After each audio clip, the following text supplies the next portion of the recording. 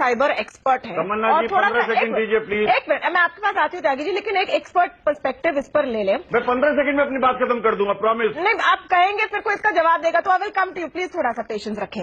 पवन दुग्गल जी, जवाब वाली बात ही नहीं कह रहा हूँ। 3840 से ज्यादा वोट एक मशीन में रिकॉर्ड नहीं हो सकते, किसी भी एक ईवीएम मशीन में।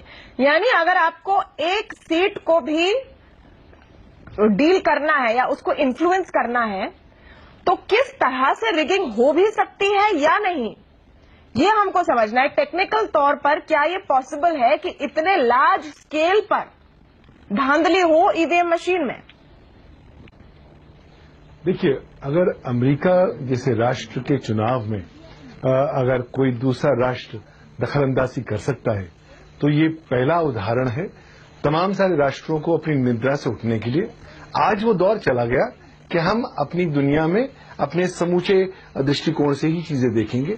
आज आवश्यकता है इस बात को पहचानने के लिए कि साइबर सुरक्षा में सेंध न केवल आपके राष्ट्र के भीतर से लगेगी, लेकिन राष्ट्र के बाहर से भी लगेगी। और इसलिए लाजमी सी बात है, अगर आपने इस इलेक्शन से पहले हैकिंग कम्युनिटी में विस्पर सुने होंगे, तो हमने ये भी सुनने में आया कि देखिए, हैकर्स ने अमेरिका के इलेक्शंस को इम्पैक्ट किया।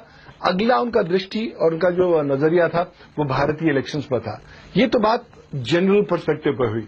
लेकिन अगर आप ईवीएम की बात करें, अगर ईवीएम अगर लोग कहते हैं कि संपूर्णतः सुरक्षित है, तो मैं उससे मेल नहीं खाता। उसका कारण यह है क्योंकि ईवीएम जो है, इलेक्ट्रॉनिक वोटिंग मशीन, अल्टीमेटली एक कंप्यूटर है। और अगर एक कंप्यूटर है तो दुनिया में आज तक कोई ऐसा कंप्यूटर पैदा नहीं हुआ, निर्मित नहीं हुआ जो हैकिंग प्रूफ हो। यानी कि हर कंप्यूटर में अगर आप चाहें तो हेरबदल कर सकते हैं। आवश्यकता है थोड़ी बहुत क्रिएटिविटी की, थोड़ी बहुत सेंध लगाने के, नए रास्ते ढूंढने की। और हम पब्लिक डोमेन में देखते आ रहे हैं कि विभिन्न तरीकों से आज नई नई टेक्नोलॉजीज आ गए हैं, जिसके माध्यम से आप ईवीएम में सेंध लगा सकते हैं। तो पवन दुग्गल जी, फिर सवाल है कि कैसे, कि अगर एक मशीन, क्योंकि सीआरपीएफ इसको सेंट्रल फोर्सेज इनको गार्ड करती है वोटिंग के दौरान और काउंटिंग के बाद, वोट करने के पहले, वोटिंग शुरू होने के पहले जो अलग अलग पार्टियों के प्रवक्ता है उनको टेस्ट करके दिखाया जाता है, एक पूरा मैकेनिज्म है। तो किस लेवल पर पॉसिबल है कि आप इस तरह की रिगिंग करें जिसको पता नहीं चले, और आप रिगिंग ऐसी करें कि सारे वोट एक पार्टी को नहीं जाएंगे? क्या इसका लॉजिकल कंक्लूजन ये नहीं होगा कि अगर कोई एक पार्टी नंबर ए रिगिंग करे और हर बटन दबाने पर उनके पास वोट चले जाए, तो फिर दूसरी पार्टियों को वोट कैसे मिलेंगे? देखिए, इस केस में टिप्पणी करना बड़ा मुश्किल है कि क्या एक्चुअली हुआ है।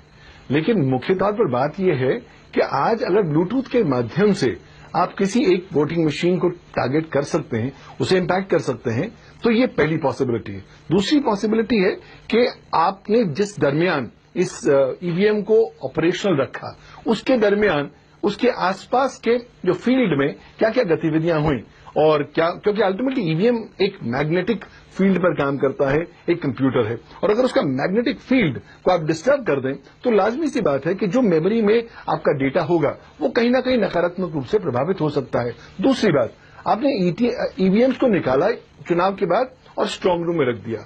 अब एक अंतराल होता है जिस दिन चुनाव होता है और जिस दिन परिणाम की कलेक्शन होती है, और इसके दरमियान बहुत सारी पॉसिबिलिटीज हो सकती हैं। आज ये भी साबित हो गया है, अक्सर पहले कहा जाता था कि ईवीएम मशीन जो है स्टैंड अलोन मशीन्स हैं और इसलिए इम्पैक्ट नहीं हो सकती।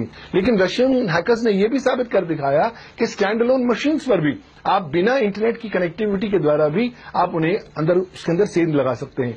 तो आज के संदर्भ में मुझे लगता है कि आवश्यकता है इसको साइबर सुरक्षा के दृष्टिकोण से एक नए नजरिए से देखें, और ये मानना कि ये संपूर्णतः सुरक्षित है, एक गलत मानना है। अगर आज जब नई टेक्नोलॉजिकल डेवलपमेंट्स हो रही हैं, आवश्यकता है कि हम भी अपनी नजरिए को थोड़ा ब्रॉडन रखें, ये इस पॉसिबिलिटी को मान के रखें कि हो सकता है एक्चुअली हुआ है या नहीं हुआ है, इस पर टिप्पणी नहीं किया जा सकता। लेकिन हाँ, अगर इस उदाहरण से हम सीख ले सकें तो आने वाले समय में तमाम सारे पॉलिटिकल पार्टीज को बेनिफिट होगा। ओके, शरद प्रधान